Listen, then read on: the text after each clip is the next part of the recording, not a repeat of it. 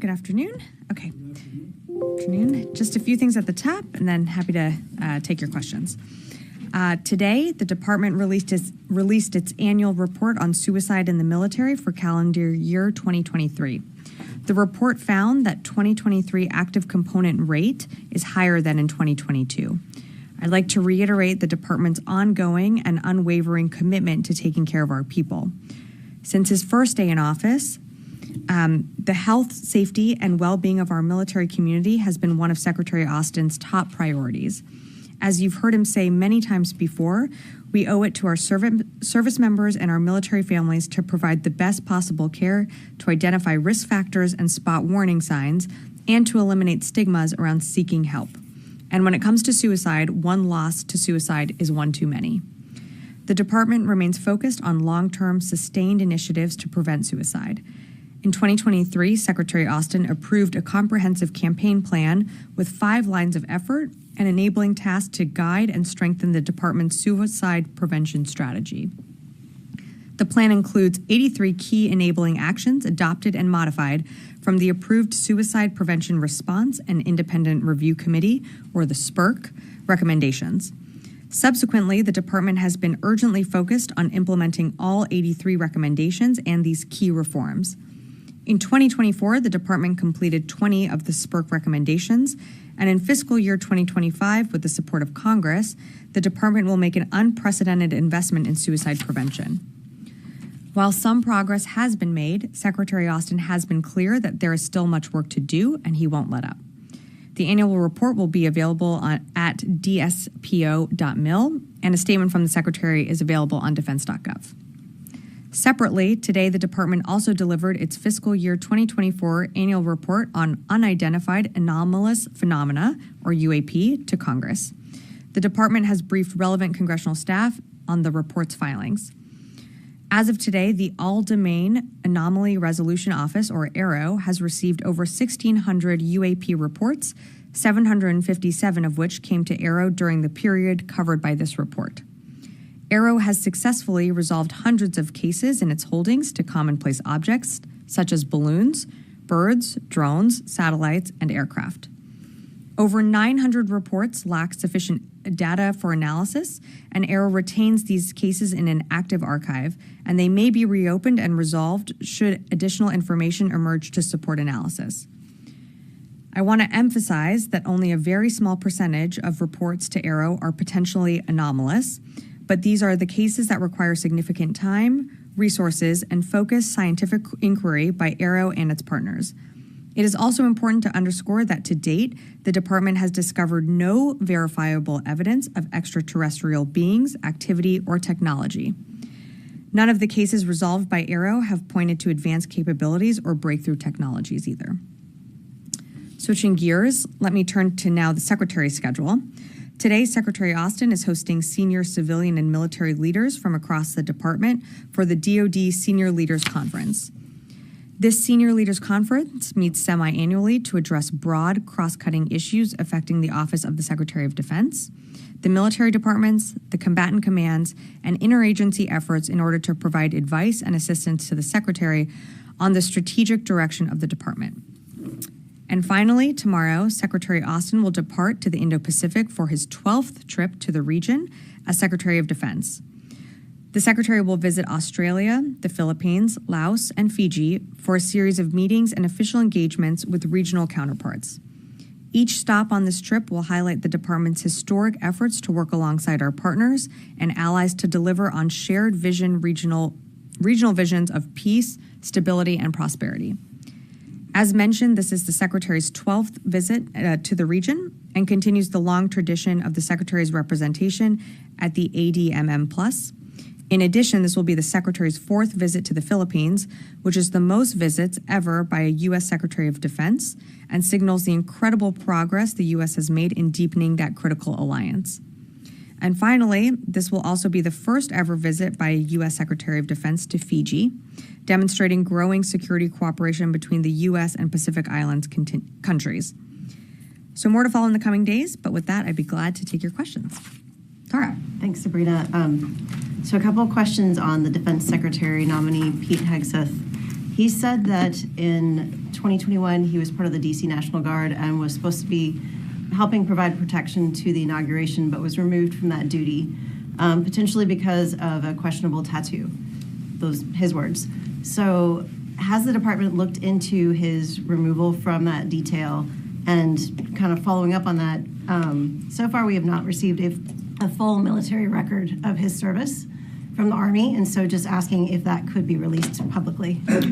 So I'd refer you to the National Guard and an Army for more details on his record. I don't have that, but they do release, just kind of the broad outline of dates of service and just kind of like the standard information that we would release for any individual. So I'd refer you to Army for more.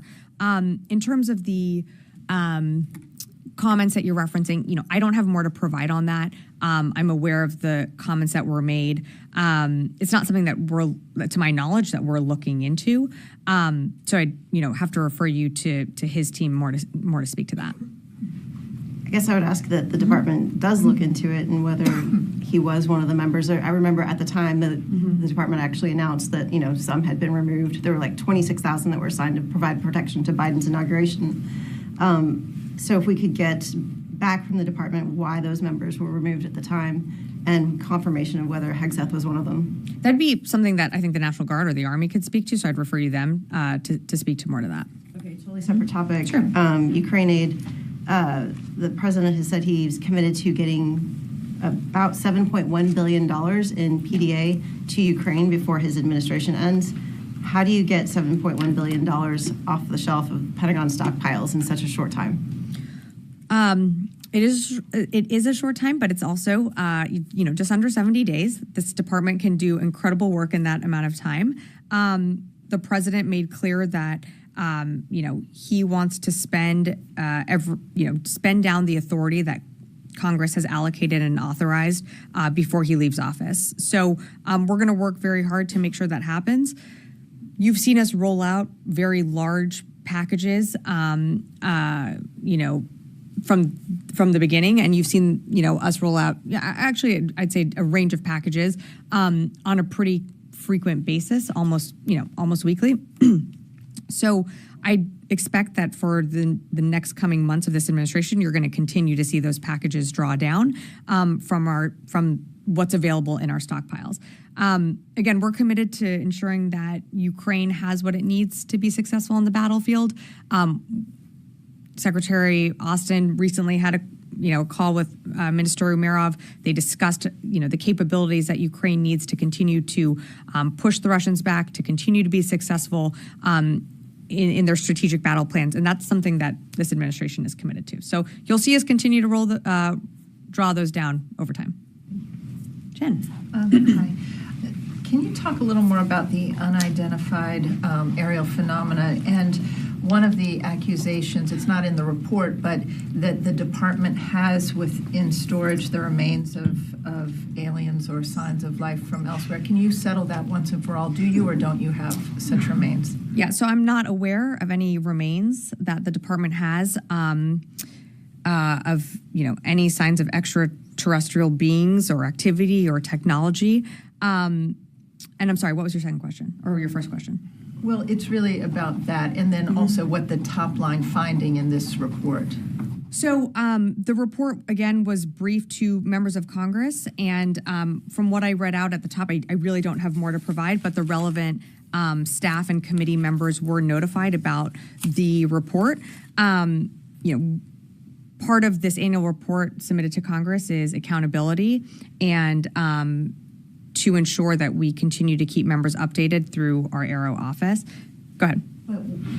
Have you found any evidence of foreign involvement in any of these unidentified aerial phenomena? Yeah, to date, the department has not discovered any verifiable evidence of extraterrestrial beings, activity, or technology, nor verifiable information to substantiate claims that any programs regarding possession or reverse engineering of extraterrestrial materials have existed in the past or currently exist. Okay, and in terms of the strikes on the Houthis in the past week, why were the F-35Cs used in those strikes? Is it symbolic? Was it needed?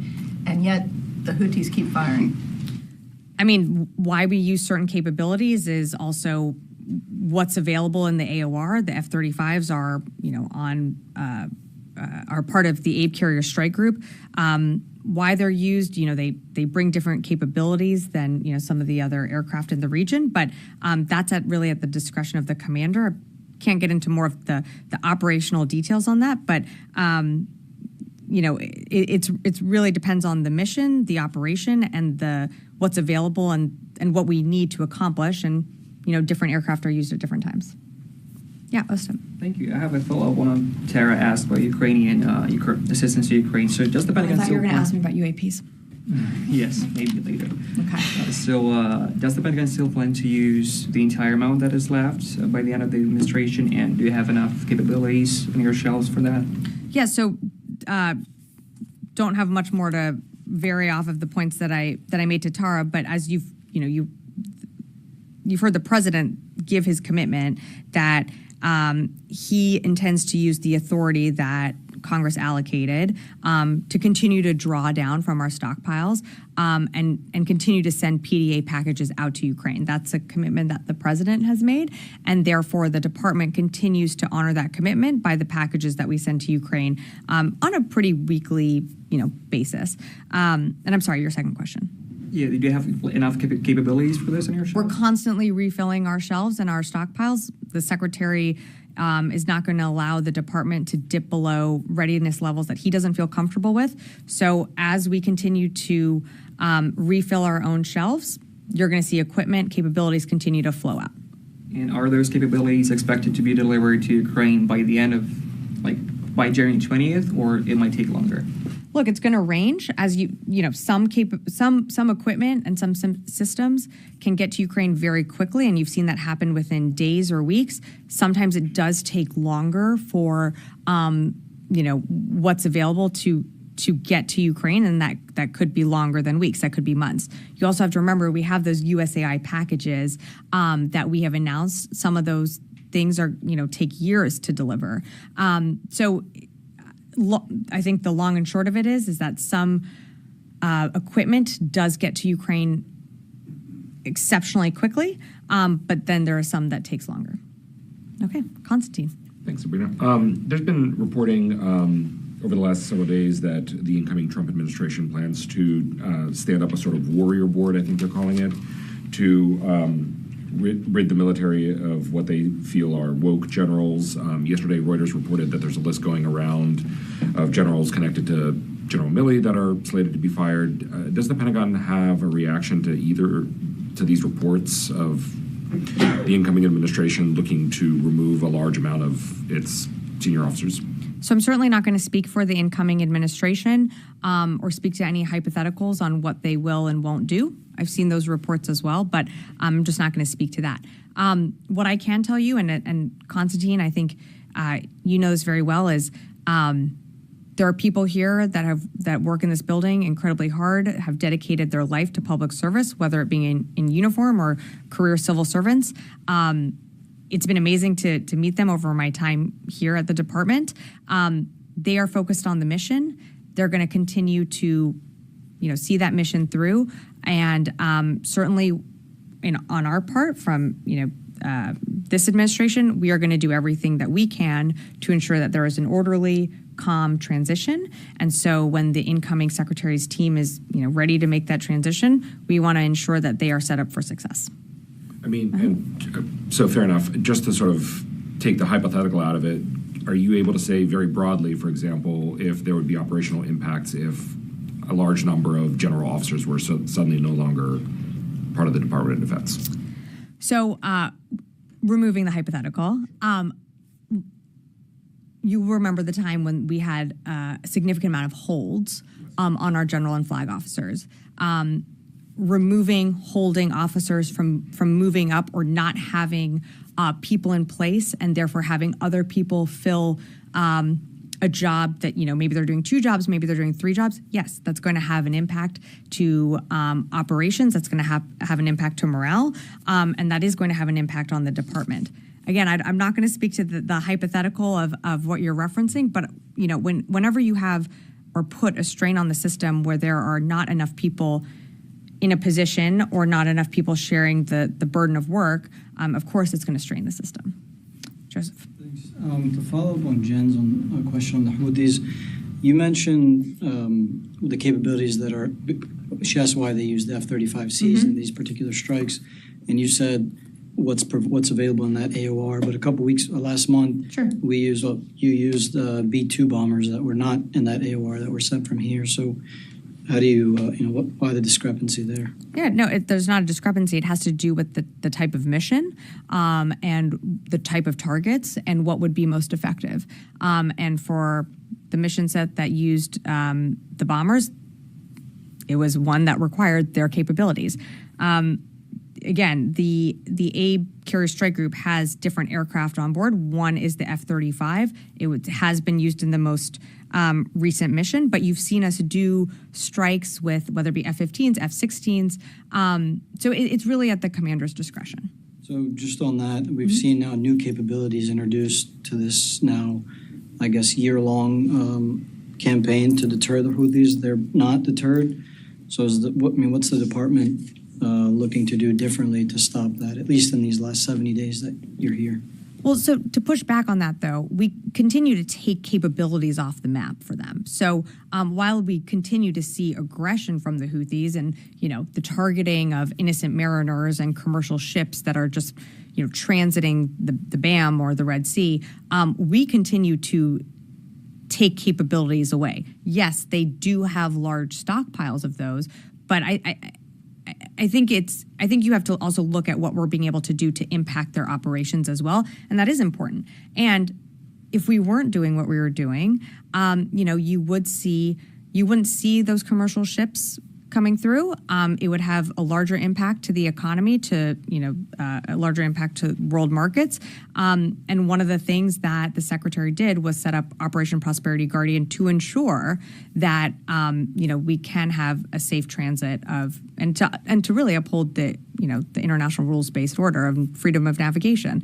So very proud of the work that we're continuing to do there on holding, the Houthis responsible. But every single time that we engage, we're taking capabilities away as well. Just one more on Gaza. It's been over 30 days since that letter was sent by Secretaries Blinken and Austin. We heard from the State Department the other day that they're not prepared to do anything, basically to follow through on that letter because the aid the U.S. considers is still far short of what it's asking for or what needs to be getting into Gaza. Does this department share that assessment? And if not enough aid is getting in, but you guys are also not going to do anything as a consequence or whatever you want to call it, what message does that send to other allies and partners in the world that either messages we're sending we're not following through on what we say we're going to do or otherwise? Well, I don't think I kind of disagree with some of the premise there. We are, and the president has been clear that we're going to continue to support Israel in their self-defense. They're continuing to get attacked on all sides by a terrorist group like Hamas or Lebanese Hezbollah in the north, and then not to mention, of course, the unprecedented attacks that we've seen from Iran. So, they do have a tough fight, but we've been very clear that not enough has been done in Gaza, and because of the pressure that the United States has put on Israel, we have seen crossings open. We have seen the Erez crossing open. We've seen others. We're seeing more truckloads get in. We're seeing, the Jordan Armed Forces corridor open up. So I don't think it's fair to say that our pressure isn't working. It is, but can more be done? Yeah, absolutely. And over the summer when we did have that maritime corridor put in place, that did help open up the Ashdod crossing, which was something that didn't exist before the JLOTS mission was there. So every single day we know how dire the humanitarian situation is in Gaza, and that's why every single day, not just here at this department, but the interagency continues to work with our Israeli partners to get more aid in, because we know not enough is getting in. Phil. The President-elect Trump's nominee for defense secretary has alleged that he was sidelined from this service because of what he said was being labeled as extremist. He was labeled as extremist, he says. I realize that you'd like us to speak to the Army and the National Guard, but I think we've all been trying to get a concrete answer for them. And as a representative from the Office of the Secretary of Defense, I would just hope that you could perhaps help us determine whether or not that assertion that he was sidelined for being an extremist could be verified. I'd have to take a look and certainly can look into that with the Army National Guard. But I'm aware of the reports. But again, this is something that the services would really handle. So I'd have to direct you to them to speak more to his record and also, some of the reporting that I've seen out there. But just to follow Sure. on that, though, we were all here at the time, and we were having briefings about the number of guard troops that were moving in to protect the Capitol, that there was additional vetting going on, and then we were told that, some members were removed. So this was centralized. This wasn't pushed down to the Army. This was very much a Department of Defense effort. Yeah, so as you know, was not here during that time. And we we're going through our own transition as the incoming Biden administration. So look, like I said, happy to work and try and get you more information. This is really something that the services would handle, but I understand that at the time you were asking about this in January 2021. So we'll do our due diligence and try and get back to you. Prompted like a larger extremism review in the department looking at service members. So if we could just revisit, what was being looked at and where that review now stands. I realized there was some report that was released. There was released. So I'd refer you to what we released. I don't have the exact dates in front of me, but that's available online, and I think we did briefings on it at that time. But I'd refer you to what we had put out at that time. Yes, in the back. Thank you, Sabrina. Today, the Lebanese Ministry of Health announced that last 24 hours, 78 civilians have been killed and 122 have been wounded. So the total now categorized to 3,365. This is the who have been killed and more than 14,000 have been wounded. So, and that's come despite what Secretary Austin said on October 19 when he was in Italy, that this number are far too high and would like to see Israel scale back on some of the strikes it's taken, especially in and around Beirut. So how concerns, first of all, about these numbers, the civilian casualties in Lebanon, and how do you contact with the Israeli to tell them their message? And do you believe they are hearing what are you saying to them about the civilians? So something that the Secretary has been saying from the beginning is that the number of civilians killed as a result, whether it be in Gaza or what's happening on the northern border, certainly the number is too high. That's ultimately why we keep pushing for a ceasefire to be put in place, because we want to see, and Israel wants to see, their citizens returned home to that northern border area. The only way that that's going to happen is if a ceasefire is put into place. So that's what you're seeing us push for. We had representatives from the U.S. government in the region just this past week or last week.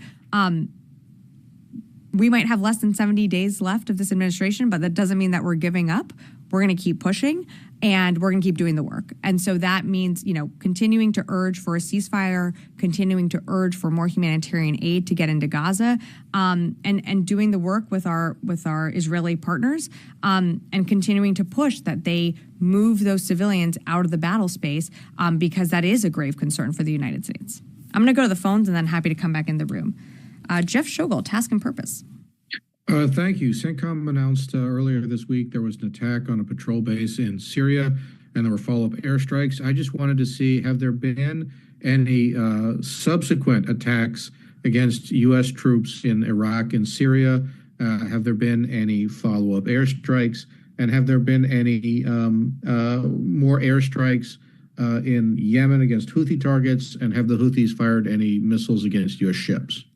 Thanks, Jeff, for the question. So in terms of activity in the CENTCOM AOR, I'm not tracking anything additional from what General Ryder had provided at the briefing on Tuesday. You mentioned some of the attacks that had happened or were directed at U.S. forces. That was over the weekend, not tracking anything additional as of today. occasionally there are things that are launched in the vicinity of our forces or our bases in the region that U.S. forces do engage and shoot down, but those aren't necessarily attacks on U.S. forces. But again, not tracking anything new from what General Ryder provided at the briefing on Tuesday. Go to the last one here, Jared Zuba. Hi, Sabrina. My question has been asked. Thank you. Thank you. Happy to come back in the room. Yes, Brad. Thank you. Just one question. Human Rights Watch released a report today saying that Israel is carrying out war crimes by forcibly displacing the Palestinian people. Do you have a response to that at all? I haven't read the report, so I don't. Okay. Yep. Yeah, thank you. Thanks so much. President-elect previously said that some people who were involved in Afghanistan's evacuation here at the Pentagon need to be fired as soon as he gets to the White House. Is there any ongoing investigation here at the Pentagon regarding Afghanistan's evacuation? There's not. And as you know, or maybe you don't, but we have put out, we have done an investigation, and CENTCOM earlier this year did an additional review of, the evacuation and also what happened at Abbey Gate. I'm not aware of any other investigations or reviews happening at the department at this time, and we were very thorough. We had folks testify on the Hill as well. Congress also did its own review on the withdrawal of Afghanistan. And while I'm not going to comment on the president-elect's comments, we've certainly done a very thorough review process in this building. Quick follow-up on that. So also the incoming Secretary of Defense said that the United States left a bunch of weapons in Afghanistan that Taliban are using right now. And may I ask, what is the overall value of those weapons that were left in Afghanistan from the Pentagon's point of view? So we did a thorough review. I'd encourage you to look online and also go back and look at the testimony that members of this administration did on the Hill. I don't have a dollar figure in front of me right now. I'm going to go to over here. Madam Sabrina, since Secretary will be in the region, going in the region, and also ASEAN and G20 other meetings and summits are going on, and how the military-to-military relations with China today, or how much is China threat to the nations around in Asia Pacific or also in the China Sea. So those nations are depending or were depending on the United States. And what do you think the future, or what message you think Secretary will have for them as far as China's threat in the region? So I think it sends an incredibly powerful message that the Secretary is going to the Indo-Pacific for the 12th time. He's going to the Philippines for his 4th time. That is a partnership that has expanded with, more EDCA sites, a deepening relationship. And I think it shows that the Secretary and this building is still guided by the National Defense Strategy, which identifies China as our pacing challenge. So we're not shying away from that. What's important is that we continue to have mill-to-mill relationships with the PRC and our counterparts. That's something that President Biden committed to with President Xi when they had their meeting in California. Something that we're going to continue to push for in these short 70 days. Yes. Thank you very much, Sabrina. My last 2 questions in this administration. You're not coming back for 70 days? No. Okay. But I do want to thank you, Sabrina. Nobody has given the comment you made off the record about encouragement of journalists. I have never heard such a beautiful comment you made a few weeks ago about journalism. So I do want to come back to both of my colleagues' questions. The Abbey Gate. So I have shared with your colleagues pictures of last 3 decades of my personal news media and family relations in Afghanistan. And I do want to say that while the U.S. troops were there in Afghanistan, I did launch Emirates Airlines, did work for Nestle, MoneyGram, lots of multinational and top advertising agencies in the world. With Abbey Gate, with the last day of withdrawal. You know, when I came out from the hospital, the first question I had asked you was that. Now, today I want to offer, from my side, from the frontier post, and for my teachers who were in the military, 100,000 investigation inquiry that anybody from Pentagon or this podium can support from my side, knowing that region so well. I want to contribute 100,000 just U.S. former military officials there and Pakistani to investigate that last day of the withdrawal. Is that a big demand? So, from a journalist? Look, I think you are incredibly entitled to do your own investigative work. What I can tell you and what I can point you to is what this administration has done, the time, the money, the resources it took to doing very in-depth investigative work, an additional review by Central Command, and not to mention multiple testimonies on the Hill answering questions from lawmakers. So, we certainly understand that there are still questions around the withdrawal, but from a department standpoint, we've done the work to answer those questions, and that's really all I have to offer. As for the military generals, like especially General Milley resignation, where journalists like me raise questions who are from that region, why are you not asking for investigation or resignation or whatever of people like Zalmay Khalilzad? Like why no State Department officials? Like nobody talks about them, but I feel like you guys are taking the burden on yourself and blame on yourself and the diplomatic wing who were responsible for a big chunk of that withdrawal. Yeah, so I don't have anything more to add. I'm going to go to Jen. I have a question. Has the transition landing team started here or landed? They have not. They have not. And what's the holdup? Look, I believe that there's still a process that needs to be agreed to and signed. I think it doesn't preclude us from having, of course, conversations. We want to make sure that there is an orderly transition that can work with this building, and we want to make sure that the incoming team has what they need to be successful. But the actual formal paperwork has not, been officially signed yet. When that does, we're committed to an orderly transition process. Have you started those conversations or not? No, not yet. Yeah. All right. Thanks, everyone.